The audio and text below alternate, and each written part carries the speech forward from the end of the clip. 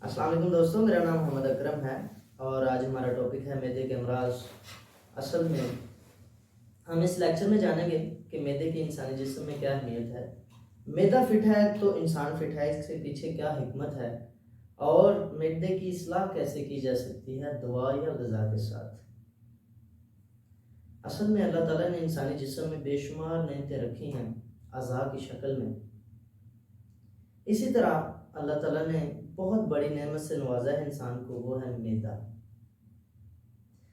कोई जितनी बड़ी नेमत होती है उसकी कदर भी उतनी ही ज़्यादा करनी चाहिए। और मैदे को वैसे भी इंसानी जिस्म में बड़ी अहमियत हासिल है, क्योंकि इंसान ने जो भी ग़िज़ा लेनी है, जो भी ग़िज़ा खानी है, वो सबसे पहले हज़म होने के लिए मैदे में रुकनी है। और मैदे ने ही उसे अगर पास करना है, मैदे ने ही उसे इस काबिल बनाना है कि वो आगे इंसानी बाकी जो अज़ा हैं या इंसानी जिस्म है उसके काबिल बन जाए, जज्बे बदन हो जाए। इसलिए मैदे की इंसानी जिस्म में बड़ी अहमियत है। जो भी हम ग़िज़ा खाते हैं उसका हमारे जिस्म पे असर होता है। असल में जो हम ग़िज़ा खा रहे होते हैं उससे ही खून बनता है, उससे ही आगे सोच पैदा होती है और उससे ही इंसानी अज़ा डेवलप होते हैं।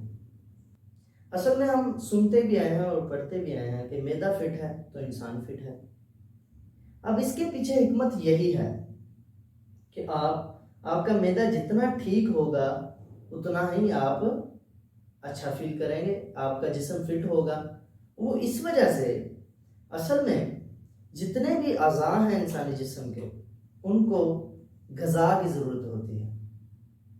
और अगर मैदा ही ठीक नहीं है तो ज़ाहिर बात है कि वो ग़िज़ा जो इंसान जिस्म को चाहिए, जो अज़ा को चाहिए, वो अगर प्रॉपर मिल ही नहीं रही तो ज़ाहिर बात वो कमज़ोर हो जाएंगे, इंसान जिस्म कमज़ोर हो जाएगा और उस तरह काम नहीं कर पाएगा जिस तरह एक तंदुरुस्त जिस्म काम करता है। क्योंकि एक तंदुरुस्त जिस्म में ही तंदुरुस्त दिमाग होता है। इसलिए वो ग़िज़ा जो आप ले रहे हैं वो पूरे जिस्म पे असर करती है। इसलिए कोई भी ग़िज़ा है आप देखें उससे पहले कि ये हम लेंगे तो इसका हमारे जिस्म पे क्या असर होगा। असल में इंसानी जिस्म जो होता है वो ही सबसे बड़ा उसका तबीब होता है। इंसान का तबीब सबसे बड़ा उसका जिस्म होता है। जब कोई चीज़ आप लेते हैं तो आपको उसी वक्त पता चल जाता है कि इसने हमारे जिस्म पे क्या असर किया। इसे जांचें। असल में अल्लाह ताला ने बहुत खूबसूरत असूल बताया। कुरान जी में फरमाया, कुलू वशरबू वला तुसरिफू, खाओ पियो लेकिन इसराफ ना करो। इसमें बड़ी हिकमत है कि खाना है या पीना है उसमें ज्यादती नहीं करनी। असल में कोई भी खाना है या कोई भी चीज़ आप खाते हैं और जितनी जिस्म को ज़रूरत है उससे ज़्यादा खा लेते हैं तो वो बीमारियों का सबब बनेगी। बिल्कुल इसी तरह जिस तरह अगर आप घर में अफराद थोड़े हैं लेकिन आपको पास खाना ज़्यादा है तो ज़ाहिर बात है जितनी आपको ज़रूरत है उतना तो आप खा लेंगे, लेकिन जो पड़ा हुआ है वो वहाँ पड़ा पड़ा बासी हो जाएगा। बिल्कुल इंसान जिस्म में ऐसा होता है। अगर आपको एक रोटी की ज़रूरत है और आप 3-4 खा जाते हैं तो ज़ाहिर बात है जो आपने ज़्यादा ओवरटेकिंग की है या ज़्यादा ग़िज़ा खा ली है तो ज़ाहिर बात है वो जितनी जिस्म को ज़रूरत है वो तो जिस्म ले लेगा, लेकिन जो ग़िज़ा की ज़रूरत नहीं थी वो जो है वो मुख्तलिफ बीमारियों का सबब बनेगा। वो वहाँ पड़ी पड़ी ग़िज़ा फर्मेंटेशन हो जाएगी और वहाँ पे जरासीम भी पैदा होंगे और वो मुख्तलिफ बीमारियों का सबब बन जाएगी। इसलिए हमें अपने मैदे की इस्लाह खुद करनी है कि हमने कौन सी ग़िज़ा खानी है जिसके साथ हम फिट महसूस करते हैं।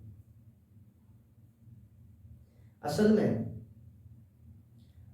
हम ऐसी ग़िज़ाएं खाना शुरू हो गए हैं, देख रहे हैं हम दिन ब दिन हर आदमी जो है वो मैदे का आर्ज़े में मुब्तला होता जा रहा है। वो यही वजह है कि हमने खाने पीने में सिर्फ और सिर्फ फैशन अपना लिया है। हमने ये देखा है कि बस ये खाना पीना शायद फैशन ही रह गया।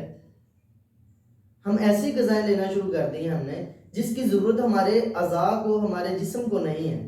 وہ صرف اور صرف فیشن ہے. جتنی سادہ غذا ہوگی، جتنی ایسی غذا ہوگی جس کی آپ کے جسم کو ضرورت ہے، اتنا ہی آپ زیادہ امپروو کریں گے، فٹ ہوں گے اور صالح خون پیدا ہوگا.